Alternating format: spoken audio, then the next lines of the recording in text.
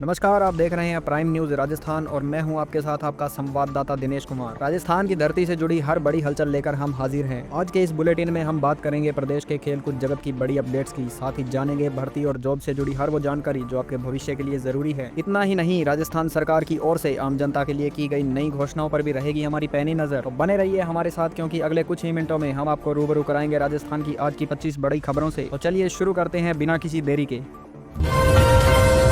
राजस्थान में आज मौसम ने अचानक करवट ली है।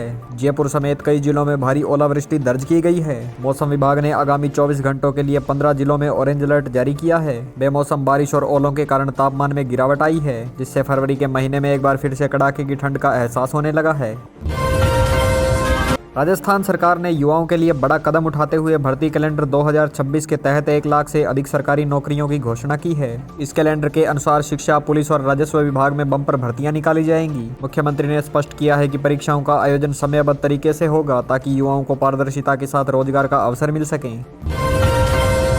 जयपुर में आज इनकम टैक्स विभाग की टीम ने शहर के मशहूर कान्हा रेस्टोरेंट समूहों पर बड़ी छापेमारी की है। विभाग की टीमें जयपुर, कोटा और मुंबई समेत कुल 33 ठिकानों पर तलाशी ले रही है। प्रारंभिक जांच में करोड़ों रुपए की बेनामी लेन देन और टैक्स चोरी के इनपुट मिले हैं। इस कार्यवाही के बाद व्यापारिक जगत में भारी हड़कंप मचा हुआ है।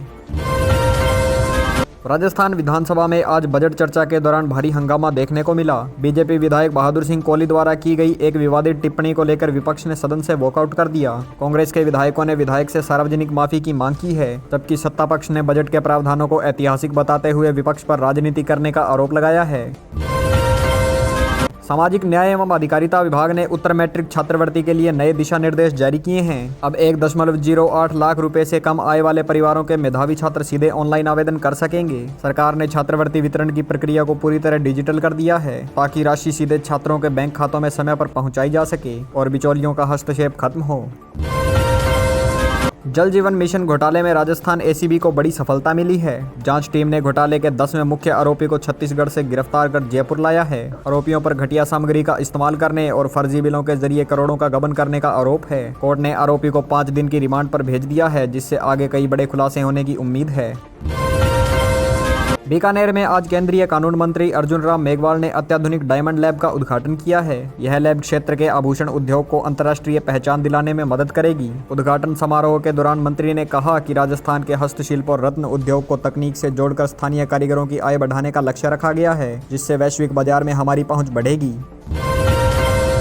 बिजली विभाग में करियर बनाने की राह देख रहे युवाओं के लिए अच्छी खबर है। राजस्थान JVVNL ने 1035 कनिष्ठ अभियंता और तकनीकी सहायक पदों पर भर्ती के लिए हरी झंडी दे दी है। इन पदों के लिए आधिकारिक अधिसूचना इसी सप्ताह जारी होने की संभावना है। सरकार ने स्पष्ट किया है कि इन भर्तियों में तकनीकी कौशल को विशेष प्राथमिकता दी जाएगी।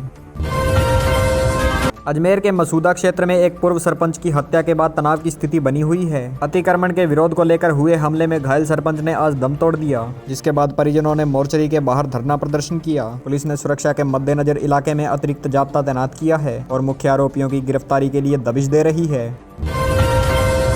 राजस्थान हाईकोर्ट ने पंचायती राज चुनाव के परिसीमन को लेकर बड़ा फैसला सुनाया है। कोर्ट ने स्पष्ट किया है कि चुनावी प्रक्रिया के बीच परिसीमन में हस्तक्षेप करना उचित नहीं है। इस फैसले के बाद 15 अप्रैल 2026 तक पंचायत चुनाव संपन्न कराने का रास्ता साफ हो गया है। चुनाव आयोग अब जल्द ही मतदान की तारीखों का आधिकारिक ऐलान कर सकता है।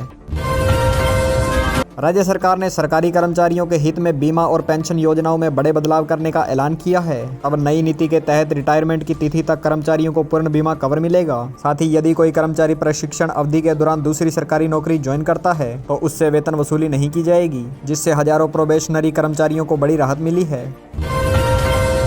भिवाड़ी की एक सील फैक्ट्री का वीडियो सोशल मीडिया पर वायरल होने के बाद प्रशासन ने सख्त रुख अपनाया है। वीडियो में मासूम बच्चे बारूद पैक करते हुए दिखाई दे रहे हैं, जो बाल श्रम कानून का सीधा उल्लंघन है। जिला कलेक्टर ने तत्काल प्रभाव से फैक्ट्री को सील करने और संचालकों के खिलाफ FIR दर्ज करने के निर्देश दिए हैं और मामले की जाँच जारी है।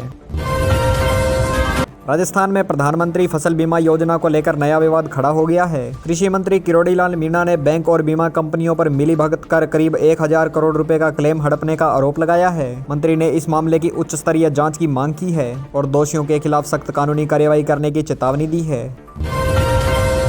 मुख्यमंत्री ने बजट घोषणा के अनुरूप मेधावी छात्रों को डिजिटल शिक्षा से जोड़ने के लिए फ्री टैबलेट ई वाउचर योजना शुरू की है। इसके तहत 10वीं और 12वीं के मेधावी छात्रों को अपनी पसंद का टैबलेट या लैपटॉप खरीदने के लिए 20,000 रुपए का ई वाउचर दिया जाएगा। इस कदम का उद्देश्य ग्रामीण क्षेत्रों के छात्रों को ऑनलाइन संसाधनों तक आसान पहुंच प्रदान करना है। जयपुर के राजस्थान विश्वविद्यालय स्वास्थ्य विज्ञान केंद्र का नाम बदलने की मांग तेज हो गई है। छात्र संगठनों और कई सामाजिक संगठनों ने मांग की है कि संस्थान का नाम पूर्व मुख्यमंत्री भैरव सिंह शेखावत के नाम पर रखा जाए। इस संबंध में आज राज्यपाल को ज्ञापन सौंपा गया है। सरकार इस प्रस्ताव पर विचार कर रही है, हालांकि अभी अंतिम निर्णय बाकी है।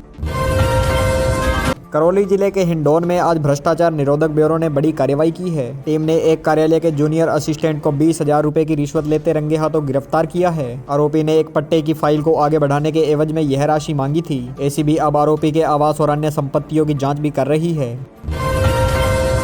राजस्थान सरकार ने कौशल विकास के लिए प्रदेश में नए 14 मानव संसाधन संस्थानों की स्थापना करने की घोषणा की है। इन संस्थानों में युवाओं को ड्रोन तकनीक, आर्टिफिशियल इंटेलिजेंस और रिन्यूएबल एनर्जी जैसे आधुनिक क्षेत्रों का प्रशिक्षण दिया जाएगा। इसके माध्यम से निजी क्षेत्र में रोजगार के अधिक अवसर सर्जित करने और युवाओं को आत्मनिर्भर बनाने की योजना तैयार की गई है। प्रदेश के सीमावर्ती जिलों में फर्जी आधार कार्ड और वाहन पंजीकरण के जरिए टोल टैक्स बचाने का बड़ा गिरोह पकड़ा गया है। बीकानेर और जैसलमेर रोड पर स्थित टोल प्लाजा पर पिछले 48 घंटों में कई संदिग्ध वाहन पकड़े गए हैं। पुलिस जांच में सामने आया है कि ये लोग सरकारी राजस्व को चूना लगाने के लिए जाली दस्तावेजों का इस्तेमाल कर रहे थे। राजस्थान में पर्यटन को बढ़ावा देने के लिए तीर्थ यात्रा योजना के तहत नया रूट शुरू किया गया है। अब प्रदेश के 6,000 वरिष्ठ नागरिक हवाई मार्ग से काठमांडू स्थित पशुपतिनाथ मंदिर के दर्शन कर सकेंगे। देवस्थान विभाग ने इसके आवेदन की प्रक्रिया शुरू कर दी है। योजना का पूरा खर्च राज्य सरकार वहन करेगी, जिससे बुजुर्गों को धार्मिक यात्रा की सुविधा होगी।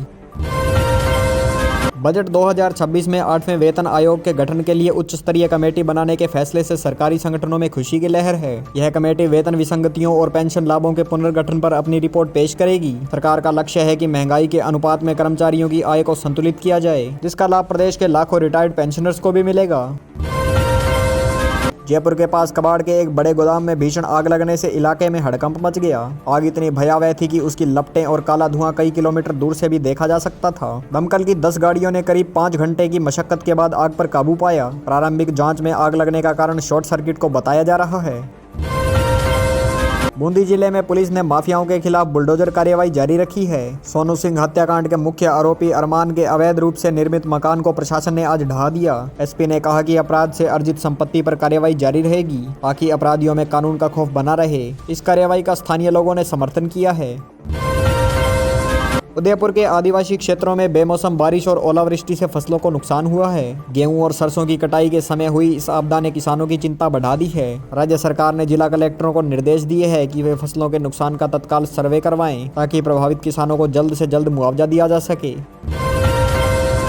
जोधपुर के एक निजी कॉलेज में आज बम होने की सूचना से हड़कंप मच गया। अज्ञात व्यक्ति द्वारा भेजे गए एक ईमेल के बाद पुलिस और बम निरोधक दस्ते ने परिसर को खाली करवाकर सर्च ऑपरेशन चलाया। हालांकि जांच में कोई भी संदिग्ध वस्तु नहीं मिली है और सूचना अफवाह निकली। पुलिस अब ईमेल भेजने वाले की लोकेशन ट्रेस करने की कोशिश कर रही है।